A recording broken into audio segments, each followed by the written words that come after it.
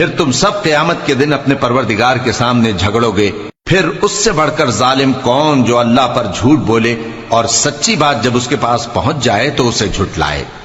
کیا جہنم میں کافروں کا ٹھکانہ نہیں ہے؟ اور جو شخص سچی بات لے کر آیا اور جس نے اس کی تصدیق کی وہی لوگ متقی ہیں. وہ جو چاہیں گے ان کے لیے ان کے پروردگار کے پاس موجود ہے. نیکوکاروں کا یہی بدلہ ہے تاکہ اللہ ان سے برائیوں کو جو انہوں نے کی دور کر دے اور نیک کاموں کا جو وہ کرتے رہے ان کو بدلہ دے. کیا اللہ اپنے بندے کو کافی نہیں؟ اور اے نبی یہ تم کو ان لوگوں سے جو اللہ کے سوا ہیں یعنی غیر اللہ سے ڈراتے ہیں. اور جس کو اللہ گمراہ رہنے دے اسے کوئی ہدایت دینے والا نہیں اور جس کو اللہ ہدایت دے اس کو کوئی گمراہ کرنے والا نہیں.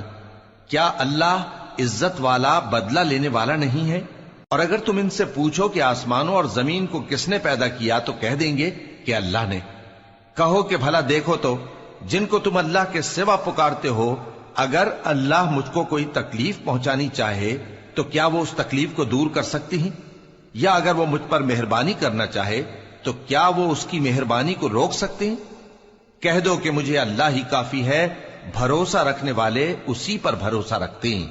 کہہ دو کہ اے قوم تم اپنی جگہ عمل کیے جاؤ، میں اپنی جگہ عمل کیے جاتا ہوں. ان قریب تم کو معلوم ہو جائے گا کہ کس پر عذاب آتا ہے جو اسے رسوا کرے گا اور کس پر ہمیشہ کا عذاب.